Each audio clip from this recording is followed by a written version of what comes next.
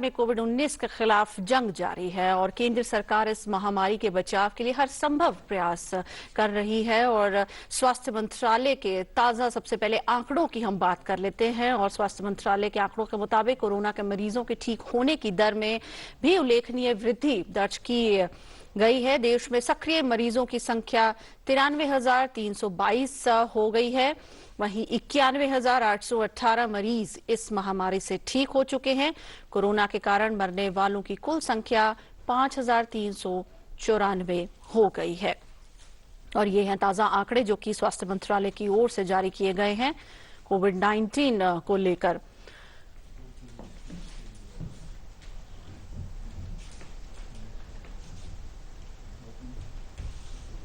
और अगर राज्य और केंद्र शासित प्रदेशों की बात करें तो वहां निर्धारित नियंत्रण क्षेत्र को छोड़कर देश के अन्य क्षेत्रों में आज अनलॉक 1 का पहला चरण शुरू हो गया है, यानी कि इन जगहों में कुछ ढील अब दी जाएगी।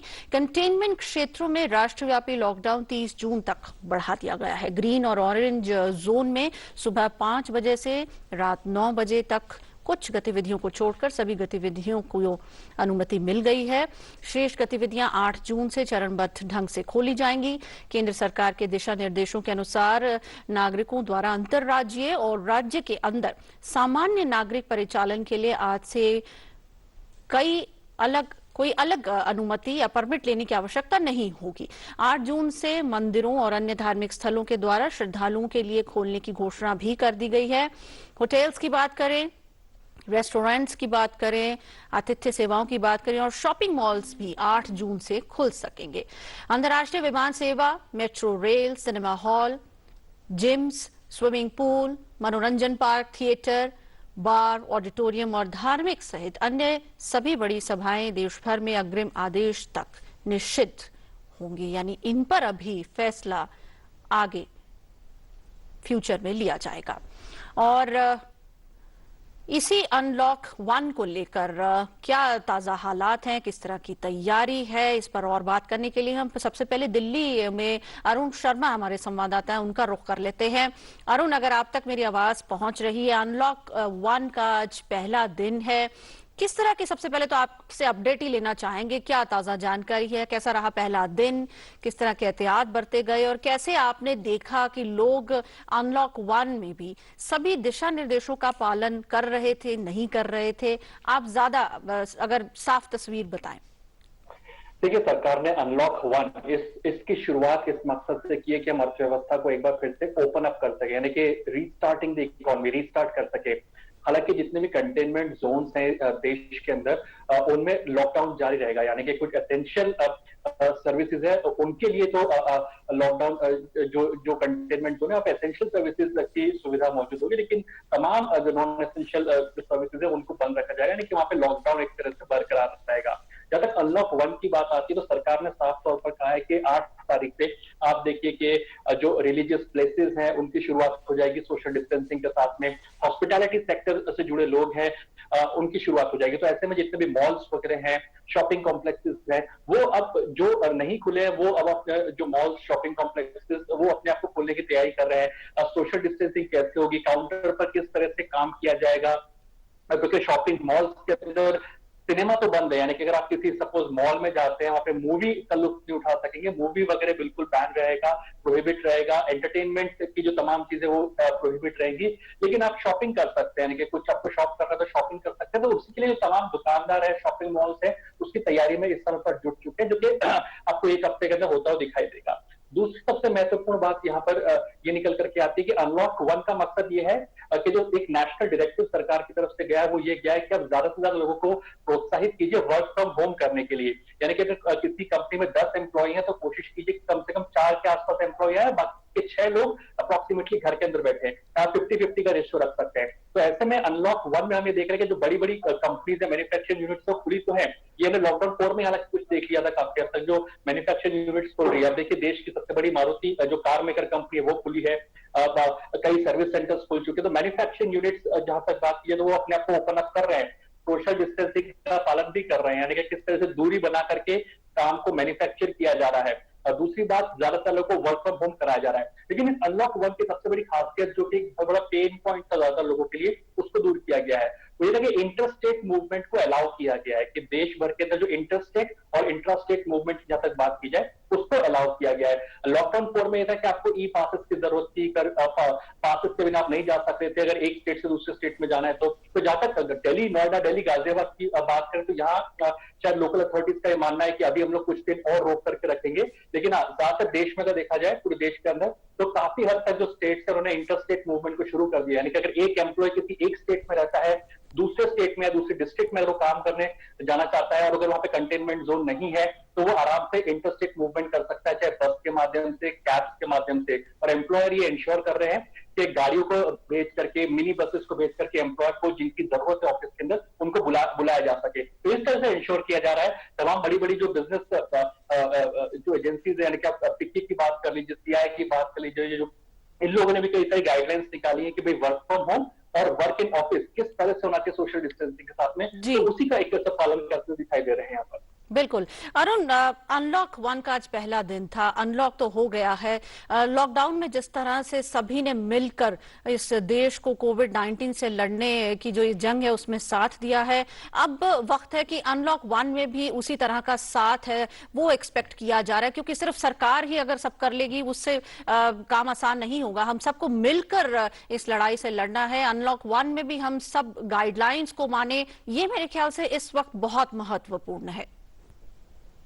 बिल्कुल, प्रधानमंत्री नरेंद्र मोदी ने कल जब मन की बात में संबोधन किया था तो उन्होंने एक बहुत इंपॉर्टेंट बात कही थी। उन्होंने साफ तौर पर कहा था कि हम रीस्टार्ट तो हो रहे हैं, शुरुआत तो कर रहे हैं, लेकिन अभी भी हमें काफी सावधानी बरतने की जरूरत है। यानी कि हम रीस्टार्ट कर रहे हैं, इसका मतलब ये नहीं कि हम लोग अपनी गाड़ी लेकर के, बाइक्स लेकर के घूमने चले जाएं, यहाँ वहां जाएं। अगर जरूरी नहीं है तो घर में ही रहें, और सरकार साफ तौर पर डायरेक्टिव दे रही है कि वर्क फ्रॉम होम ही करें आप। अगर आपके एम्प्लॉयर को लगता है कि आपकी जरूरत है और एम्प्लॉयर अगर सोशल डिस्टेंसिंग मेजर के साथ में आपको ऑफिस बुला रहे हैं, काम पे बुला रहे हैं, तो सोशल डिस्टेंसिंग का ध्यान रखें, अपने फेस को कवर करके रखें, ये बहुत जरूरी है। लेकिन एक बहुत ही जो पॉजिटिव आंकड़े जिसे आप कह सकते हैं उस पर हमें ध्यान देना चाहिए। अगर हम एक्टिव केसेस की हमारे देश में बात करें आज की तारीख में, जो कि हम कोविड के रिलेटेड में बात करें, तो 93,000 के आसपास एक्टिव केसेस है, और जो लोग ठीक हुए हैं इस समय तक वो केसेस 91,000 है, तो 92,000 के आसपास, यानी कि आप देखिए 48% हमारा रिकवरी रेट है।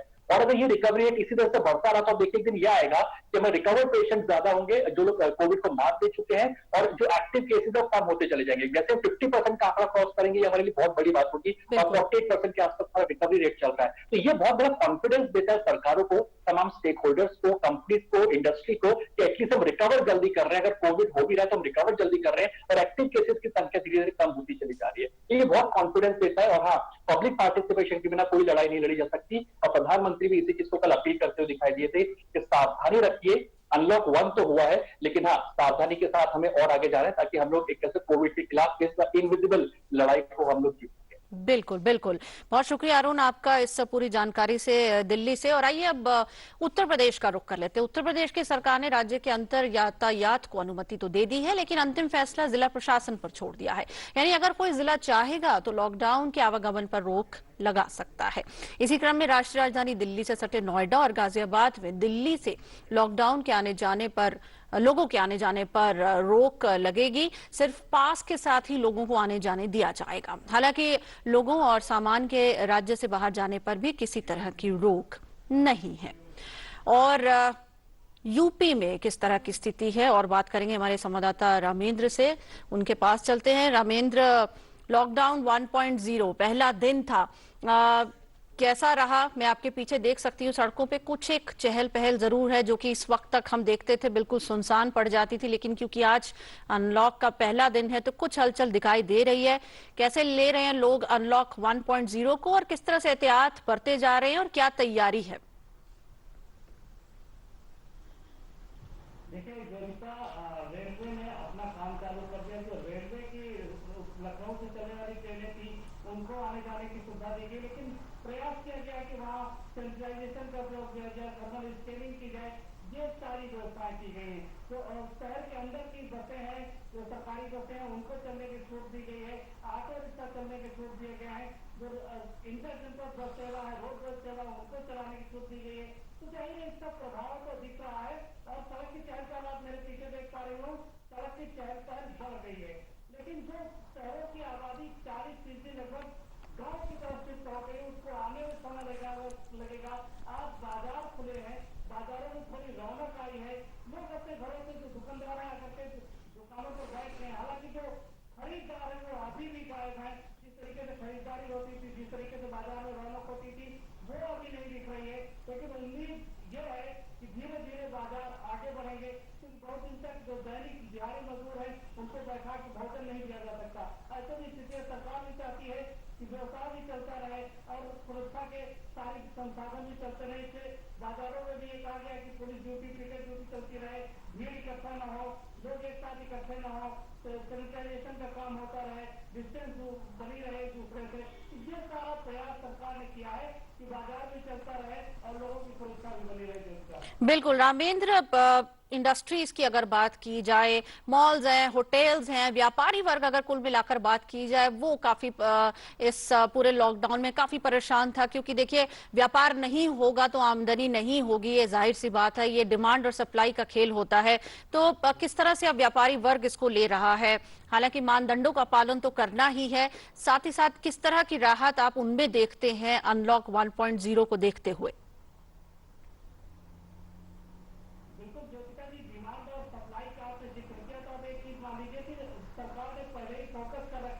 मनरेगा में लोगों को काम दिया जा रहा है, लोगों को राशन दिया जा रहा है, उज्ज्वला गैस कनेक्शन वालों को पैसा दिया जा रहा है, जो प्रवासी मजदूर है उनको पैसा दिया जा रहा है। और एमएसएमई सेक्टर में जो 2 लाख करोड़ रुपए का पैकेज घोषित किया तो एमएसएमई सेक्टर, मत्स्य पालन, किसानों के लिए बड़ी सुविधाएं दी जा रही है। जब तक रिमोट जनरेट नहीं होगी, जब तक लोगों की खरीद क्षमता नहीं बढ़ेगी, तब तक आप उद्योग को आगे नहीं बढ़ा सकते हो।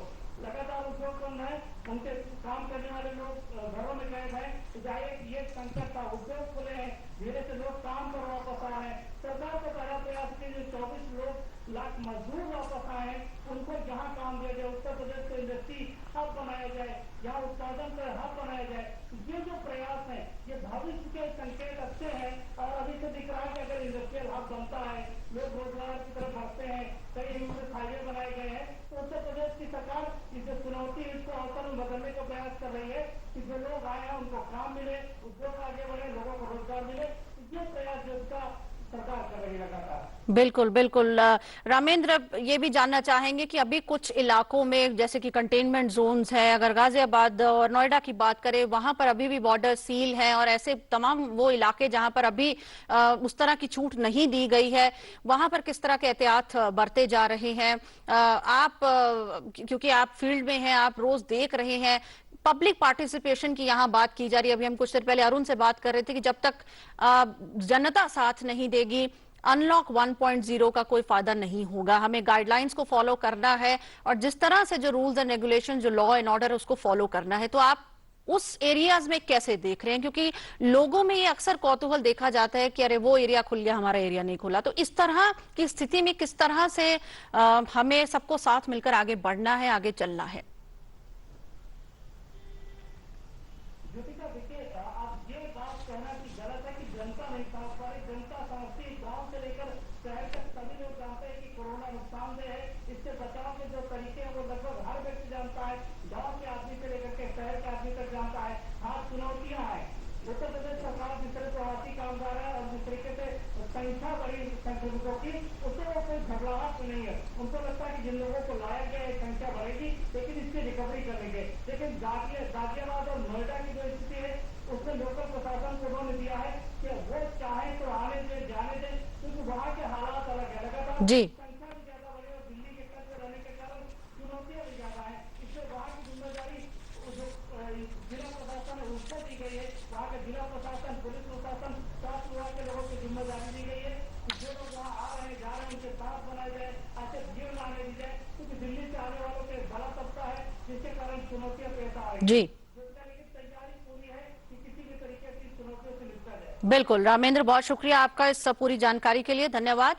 और वंदे भारत मिशन के तहत विदेशों में फंसे भारतीयों की स्वदेश वापसी दस्तूर जारी है। इसी के तहत 165 यात्रियों को लेकर एक विमान बांग्लादेश से कोलकाता के लिए रवाना हुआ। ये इस दिशा में तीसरी फ्लाइट है। अब तक 1800 से ज्यादा यात्रियों को वंदे भारत मिशन के तहत ढाका से निकाला जा चुका है। यात्रियों ने भी भारतीय उच्चायोग और सरकार का आभार व्यक्त किया है इस कदम को लेकर। और कोलकाता में भी अनलॉक 1.0 लॉकडाउन के चलते क्या तैयारी है, इस पर और बात करते हैं हमारे संवाददाता मौमिता से। मौमिता के पास चलते हैं। मौमिता, पहला दिन था अनलॉक 1.0 का, क्या तैयारी, किस तरह से सब तैयार है?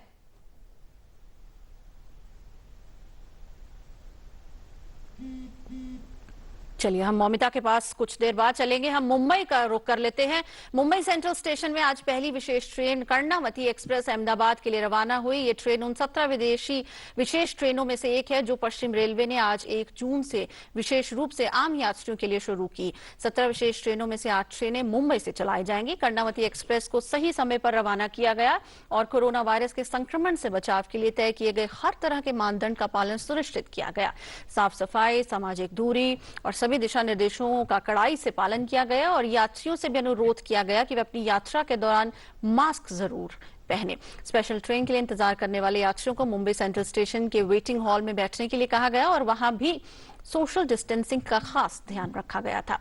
सभी यात्री स्टेशन पर ऑटोमेटिक थर्मल स्कैनर से गुजरे ताकि उनके स्वास्थ्य की जानकारी मिल सके। और इसके लिए बात करते हैं, हमारे साथ श्यामा है, जुड़ी हैं। श्यामा, इन ट्रेन की शुरुआत कर दी गई है, आज ये पहली ट्रेन थी। हमने जैसे कि अभी पढ़ा कि सुना कि खबरें आ रही हैं, आपने भी रिपोर्ट किया, किस तरह से सभी गाइडलाइंस को फॉलो किया गया इन ट्रेन में जो भी सफर कर रहे थे। ओवरऑल अपडेट अगर आपसे लेना चाहें, कैसा रहा अनलॉक 1.0 का आज का दिन?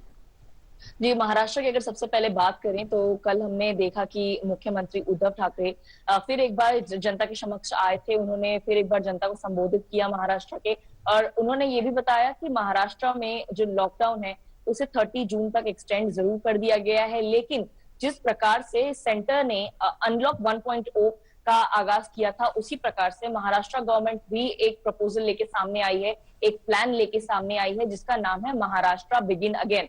इसी के तहत में जिस तरीके से फेज्ड मैनर में चीजों को, सर्विसेज को, जो भी बंद था अब तक लॉकडाउन में था, उसे फेज्ड मैनर में शुरुआत उनका करने वाले हैं। सबसे पहले अगर हम बात कर लें तो जून 3 से मार्केट्स कह लीजिए या शॉप्स, जो मार्केट्स एरिया है, वो सारे दुकान खुल जाएंगे, लेकिन ये ऑड बेसिस पे होगा। जैसे आज खुला है ये एरिया का, तो कल वो बंद रहेगी, कल दूसरे एरिया की दुकान खुले रहेगी। इसमें मॉल्स जो हैं वो सारी बंद रहेगी, मॉल्स अभी खुलने की उन्हें अनुमति नहीं दी गई है। साथ ही जो प्राइवेट ऑफिसेस हैं उन्हें भी कहा गया है कि आप 10% ऑफिस स्टाफ के साथ में काम कर सकते हैं। खिड़कियां जो रहेगी वो पूरे दिन खुली रहेंगी। सोशल डिस्टेंसिंग का मेंटेन किया जाएगा, वहां पर लोग मास्क लगा के रखेंगे अपने यहाँ पे, जितनी भी नेसेसरी मेंटेन करना है, प्रिकॉशंस लेने की भी जितनी गाइडलाइंस है वो सब मेंटेन की जाएगी। साथ ही मुंबई मेट्रोपॉलिटन रीजन हो गया जिसमें रेड जोन्स भी आता है, ये सभी इलाकों में जो छोटे छोटे व्यवसाय करते हैं जैसे प्लम्बर, कारपेंटर, ये सब लोग अब काम कर सकते हैं, लेकिन वो सब गाइडलाइंस उन्हें फॉलो करना पड़ेगा।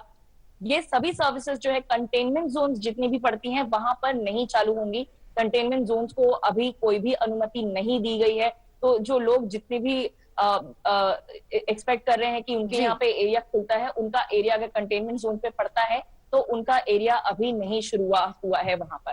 साथ ही अगर महाराष्ट्र गवर्नमेंट की और अन्य जितने भी प्रोसेस है उनकी बात कर लें तो मुख्यमंत्री उद्धव ठाकरे ने ये भी एक बहुत अहम कल सूचना दी है, अहम डिसीजन दिया है कि जितने भी बच्चे स्कूल्स के बच्चे थे जो फाइनल ईयर्स में थे उन्हें अब प्रमोट कर दिया जाएगा उनके लास्ट जो सेमेस्टर है उसके परफॉर्मेंस पे बेस्ड, क्योंकि अब नहीं है समय की फिर से एग्जाम लिया जाए, बच्चों को एक बार फिर मुसीबत में डाला जाए या उनके कह सकते हैं एक तरीके से डेंजर पोज किया जाए। महाराष्ट्र गवर्नमेंट ने या कह सकते हैं मिनिस्टर्स ने, जो higher and technical education minister है, उनके साथ भी मीटिंग की गई और ये भी बताया गया कि जहां जो एरियाज में जो गांव के इलाके आते हैं या जो कह सकते हैं सेमी अर्बन इलाके आते हैं, वहां पर अगर कोविड नहीं फैला हुआ है और वहां पर अगर कर सकते हैं ये, तो स्कूल्स को जरूर चालू कर दीजिए वहां पर। जहां शहरी इलाके जो है वहां पर नहीं खुल सकते हैं स्कूल, तो वहां पर आप प्रोसेस को ऑनलाइन कीजिए। ये प्रपोजल मांगा है महाराष्ट्र सरकार ने जितने भी स्कूल्स हैं या एजुकेशन डिपार्टमेंट्स हैं उनसे। ज्योति। जी बिल्कुल। अब मानसून की बात करें, अगर श्यामा, मानसून की अब आने की तैयारी बिल्कुल है, इसको लेकर भी किस तरह से तैयारियां की गई हैं? क्योंकि अगर देखा जाए तो ये भी अपने आप में एक चुनौती, अगर हम देखें मुंबई में होती है, तो इसको लेकर के किस तरह से तैयार है महाराष्ट्र सरकार?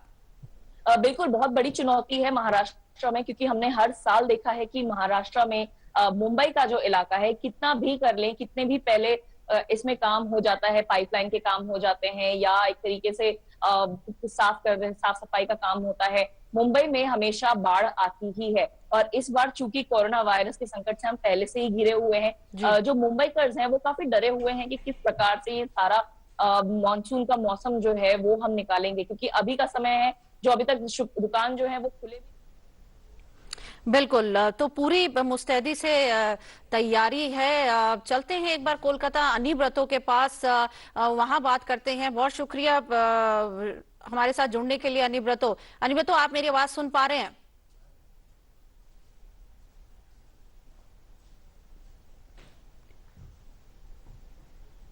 अनिब्रतो, अगर आप मुझे सुन पा रहे हैं, अनलॉक 1.0 का पहला दिन है, किस तरह से रहा पहला दिन? क्या तैयारियां हैं अनलॉक 1.0 को लेकर?